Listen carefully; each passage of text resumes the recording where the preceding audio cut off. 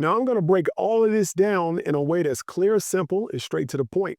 No fluff, no unnecessary details, just the real information about XRP that you need. So if you appreciate the content, please like the video and hit that subscribe button. I really appreciate it.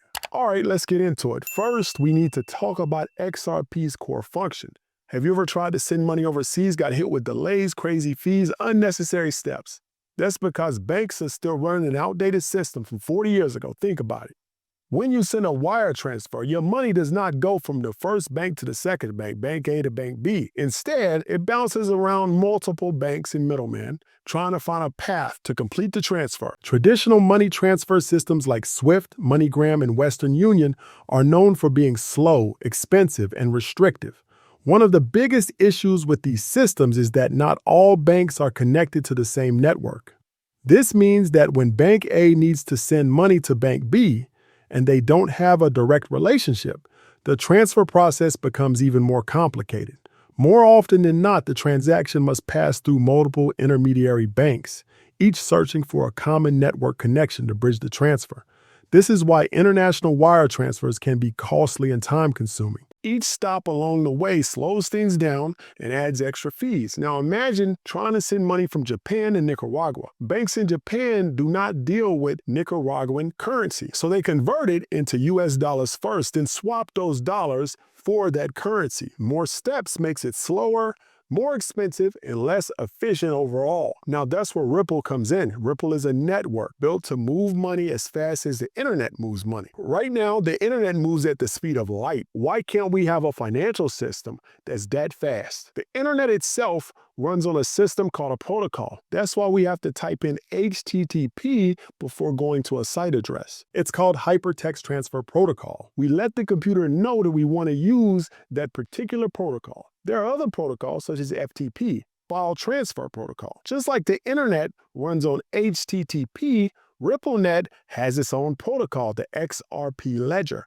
to connect banks and financial institutions worldwide. Instead of using outdated systems like SWIFT, Western Union, banks can use RippleNet to send money almost instantly with lower fees and a lot faster. RippleNet operates on a framework known as the Ripple Transaction Protocol, RXP. The network consists of validators, computers distributed globally that maintain a shared ledger of asset ownership. These validators ensure every transaction follows the RXP rules. Anyone can operate a validator, just as anyone can run a Bitcoin node to support the Bitcoin network.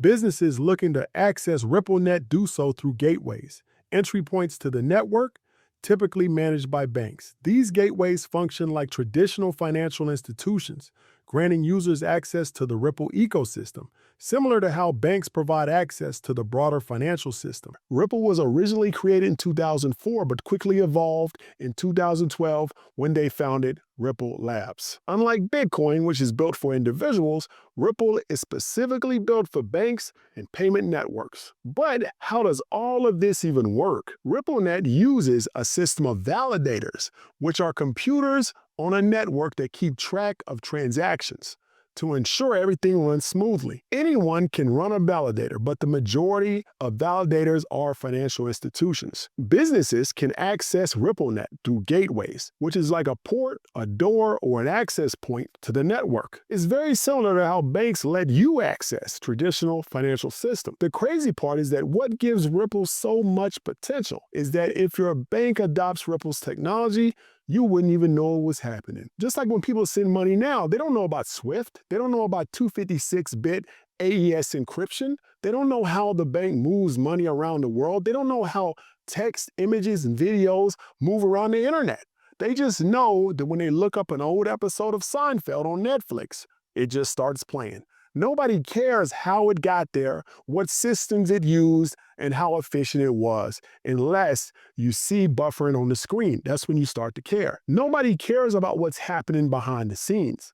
Just like this example, your money could be moving through the XRP ledger, and you wouldn't care and you wouldn't even know. We've talked about what the XRP ledger is, but what about XRP? What is it really? Now, Ripple is the underlying system, and that system supports two currencies, XRP and IOUs. IOUs are like digital IOUs, same name. They represent a promise to pay a certain amount of money or assets in real life, like US dollars, gold, or even things like airline miles. But IOUs depend on trust. Whoever issued the IOU has to eventually pay it and make good on it. Now, on the other hand, XRP is a cryptocurrency that moves money without the need for middlemen. Now, if a bank wants to send money overseas, instead of dealing with multiple banks, middlemen, intermediaries, currencies, conversions, all the bank has to do is convert those funds into XRP, transfer it instantly, convert it back into that local currency on the other side, and everything flows perfectly. Now, unlike Bitcoin, XRP isn't mined. All of the XRP that will ever exist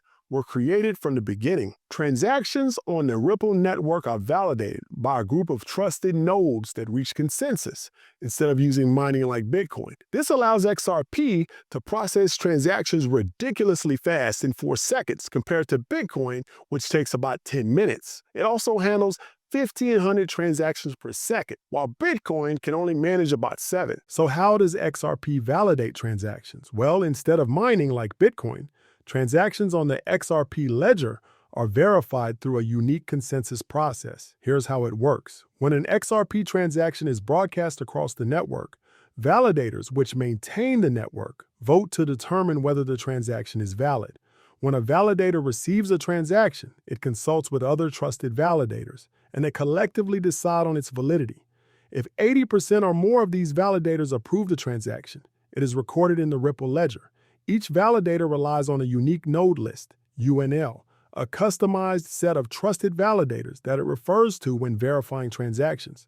The composition of a validator's UNL is entirely up to the operator running the validator, allowing for flexibility and decentralization in the Ripple network. Now, is XRP a good investment? That's what everybody wants to know. In order to answer this, we have to talk about the fundamental shift that's coming in how money moves, something that's never been done at this scale before. Now, why does this matter? Because it could take time, and there could be hiccups along the way, but adoption most definitely is coming. And you have to understand that change takes time. Now, the internet took nearly 30-40 years to become what it is today. Originally, it was thought up in the 60s. It came to fruition in the 80s. It wasn't until the 90s until it was made easy enough and accessible enough that the average man could use it. And then it took another 10-15 years before businesses and daily life started to shift online with the rise of social media and e-commerce. Now think about this, the first mobile phones appeared in the 80s, but they were bulky and expensive. It took until the early 2000s that mobile phones became used by the masses. Now, speaking of mobile phones, did you know that Kodak invented the first digital camera in 1975?